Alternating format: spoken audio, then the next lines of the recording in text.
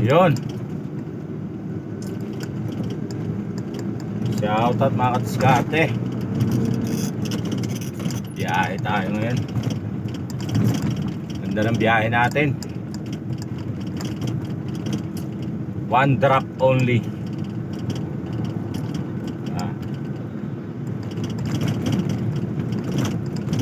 Nga pala, may bagong post si PLI. Di ba yung mga nakaraan, hiring for harbor, tapos trailer lang, tapos for Limay, Bataan, trailer lang, tapos Poro, La Union, trailer, tapos yung dati pa yung Jet A1 trailer. Ngayon po meron na ring meron na uli 10-wheeler and trailer driver for Rosario, Cavite, Limay, Bataan and Harbor, Manila.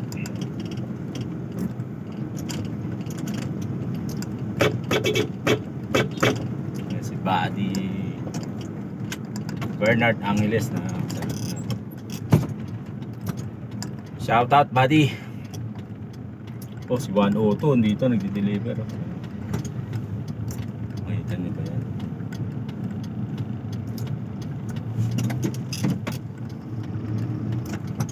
Oh, yun, mabalik tayo sa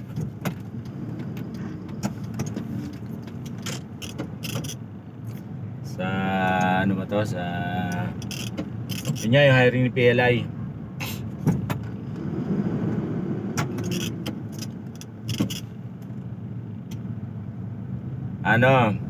Qualification with high school, at least high school graduate with diploma. Kailangan kasi may diploma. Tapos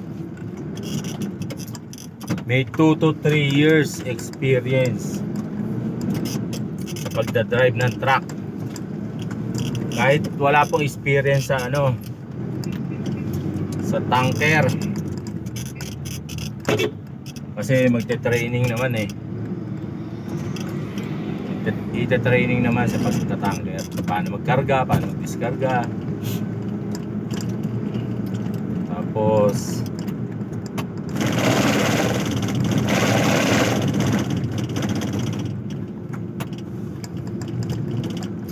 kailangan yung mga COE kasi ay background check.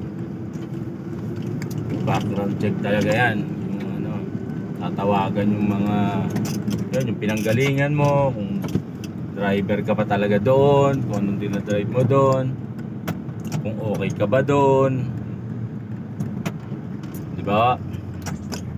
Tapos kung mag-apply kayo, lahat ng mga requirements na meron kayo, ba mga SSS, PhilHealth, Pag-ibig, TIN number, dalhin nyo na para ma-presenta nyo na. Kahit walang NC2, NC3, kasi kami hindi naman hininga ng ganun Pero kung meron kayo, di pakita nyo na rin. Meron kayo mga seminar, ganun, mga defensive driving, pakita nyo na rin. Tapos yung mga COE nyo, bubusisiin talaga yan, tatawagan yung mga pinanggalingan nyo, yun. Kaya kung budget kayo dun sa pinanggalingan nyo at natawagan yun,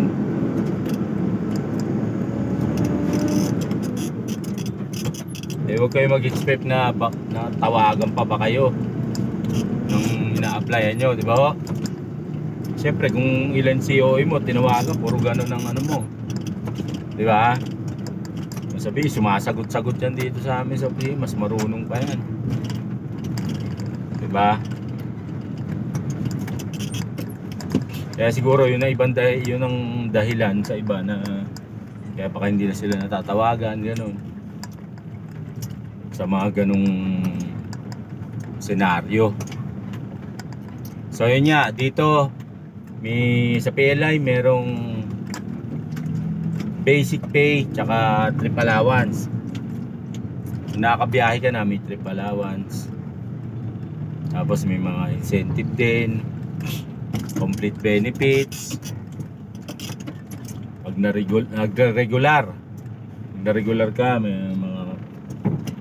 mga dagdag na ano, kagaya yung bigas 1.5 buwan-buwan. Tapos yung may 13 month, may ano, di ba? Kaya sa mga gusto sumubok, di huwag na kayo magpatumpik-tumpik. Ang applyan po sa ano, pwede kayo mag-text, tumawag, pero syempre iba pa rin yung personal.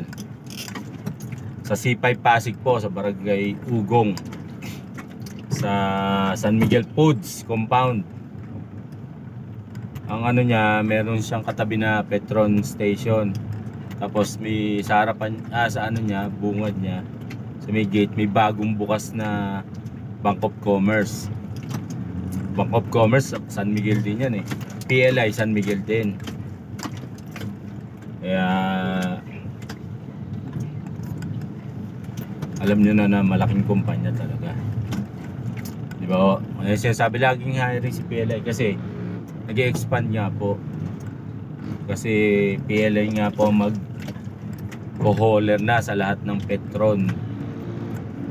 Sa mga ano ba to? Sa lahat ng mga terminal ni Petron. PLI yung mag-ano ng produkto ni Petron na babiyahe. So yun mga kadiskarte, pwede nyo tawagan, i-text kagaya nung ginagawa ko noon. Tinatawagan ko, tinitext, mini-messenger, email. Hindi naman ako nasagot noon. Ayun, naisip ko na mas maganda talaga puntahan. Kasi siyempre sa dami din na nag-a-apply, tsaka yung HR hindi lang naman yan apply ang ano, di ba? Ang inaasikaso, di ba? Siyempre isip, kung malapit rin lang kayo sa area, hindi applyan nyo na. Pasyalan nyo pala, di ba? Tapos pasahan nyo ng pagdating nyo sa gate, sabihin nyo lang na saan po ga-apply po kay PLI. Alam na ng mga guard nyo. Kami noon, ako no, swerte na 1 day process na ako no. Merong mga kasama na ko na ulit ng apply nila, ganon. Kasi may bumalik pa sila kasi may kulang. Kaya ang ano nga, kompletuhin nyo, di ba? May iba nagpa-follow up, hindi maano, ang ginawa nag-re-apply na lang, ayun nakapasok. Diskartehin nyo lang, huwag rin kayo maghihintay ng nakangalang kayo, di ba? O kaya isipin nyo rin bakit hindi kayo na natatawagan, baka mamaya baka natawagan ni PLI yung ano nyo, yung pinanggalingan niya no, hindi maganda yung paghihiwalay nyo, di ba? Baka nilaglag kayo, di ba? Ganon. Kaya titignan nyo rin bakit kayo hindi na natawagan or what. Baka kaya yung nag-apply kayo, halimbawa sabihin kasi kami no 1 day process no 1 day process yung mga iba, ito yung mga tatawagin namin, pwede na kayo umuwi. Pag gano'n, tanungin nyo bakit po ma'am, ano po ba talagang ano.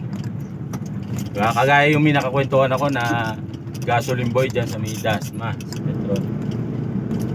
Ayun, sinabihan siya ng ano, ng PL, nag-apply siya kay PLI. Sinabihan siya na, kasi kulang ka pa po sa experience. Sa doon niya, sa truck, pag ano. O yun, hindi naman siya bitter. Kasi ang ano niya, alam niya na konti pa experience niya, pero ang ginawa niya, nagbakasakali lang siya. Di at least ngayon nalaman niya na ano, ganun talaga ang kailangan, di ba? So, ang ano niya, positive siya, ang ano niya, at least sumubok siya. Di ba? Yun Kaya yun, sa mga gusto sumubok, apply nyo na. Tsaka sa nag-apply, hindi naman lahat natanggap. Diba? Siyempre, pagalingan yan Pag nag-apply ka parang binibenta mo yung sarili mo Para ka rin nanliligaw diba? Sa resume, papugian yan. Siyempre, kung ikaw yung babae, ba? Si PLA yung babae, titingnan yan. Sino bang mas ano dito? Kaya iba sinasabi, hindi ka matatanggap niya kung hindi ka gwapo. Di sabihin lahat kami dito gwapo. Bagay, pwede. Hindi, di ba? Kasi para rin nanliligaw yan eh. Titignan mo kung anong background dito. Ano bang ginawa nito sa dati niyang kasama. Di ba? Kung andun yung number ng dati mong kasama, yun yung dati mong katrabaho. Tawagan niya, ay, putik, ganito yan sa akin, ganyan-ganyan. O, di, kakabahan yung pinag-a-applyan mo, di ba? Yung nililigawan mo, di ba? Ganun yun, mga kadiskarte. Kasi pinipresenta mo yung sarili mo eh pag-apply eh, na sagutin ka ng oo, sige, tanggap ka na. Di ba? Eh paano nga kung binackground check ka eh, supply, di ba? Hindi ka tatawagan ng nililigawan mo, tatawagan na nun yung okay, di ba? Ay siya, iba sabi, ay hindi na ako natawagan, ganun. So yun, tip ko nga, kumpletuhin nyo yung requirements nyo, pagandahin nyo ano, syempre tsaka talaga pong ni-review ni PLI yung ano, yung dokumento na isasubmit nyo. Ni-review po talaga. Kaya yung basta lahat yung detalye, titingnan nila yan kung yan eh doktor ba o dinoktor or ano. Tapos tatawagan niya kung may mga number yan.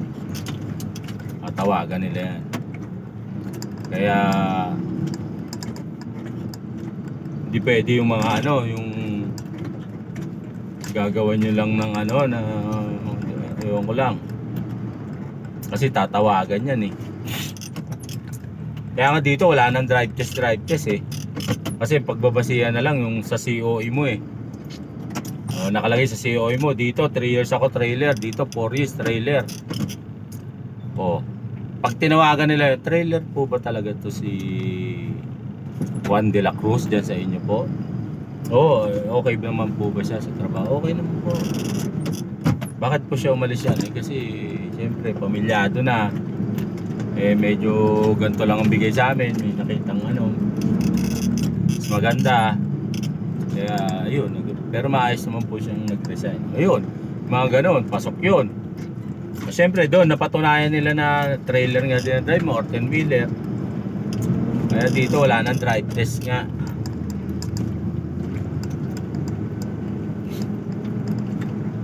Tapos lisensya mo may 8 ka naman talaga. 10-wheeler na apply mo, may 3 ka, o di, pasok ka na. Pasa ka sa medical, nakaano ka sa ano, sa interview. Tapos mo yung training. Dito, nagte-training ka pa lang, bayad ka na. Binabayaran na yung basic mo. Di ba yung iba nagtatanong, bayad ba ang training? Kasi once na mag-start ka, training ka muna nun, binabayaran ng basic mo. Pag nakakabiyahe ka na, sa una wala pang unit. So yung iba minsan natatapat na ano, na ginagawa pa yung unit or parating pa lang, o yung iba naman swerte nung nag-start sila, natapos yung training, andyan na yung unit, kumpleto na ng papel. Kasi yung iba minsan pagdating wala pa, andyan yung mga unit, wala pa yung mga dokumento, yung mga permit, ganyan, doon natagalan. Minsan naman merong biglang nag-abroad, di ba, yung iba nagka-problema, ayun, nakakasampa agad. Kaya tapat-tapat din yan, di ba? Yun mga kadiskarte, yun mga tip ko lang sa pag-apply. Gusto nyo subukan kay PLI, kahit walang experience sa tanker, kasi ita-training naman. Tapos basta meron kayong experience sa pagdadrive sa ba 10-wheeler kung apply nyo 10-wheeler, or sa trailer kung trailer, 2 to 3 years experience yun ang required ni ano, ni PLI. Tsaka yun nga, mga COE, mga clearance, NBI, barangay, police. Tapos yung mga PhilHealth, Pag-ibig, ganyan. Tsaka yun nga, yung high school graduate with diploma. So yun, sana makatulong mga kadiskarte. Shoutout.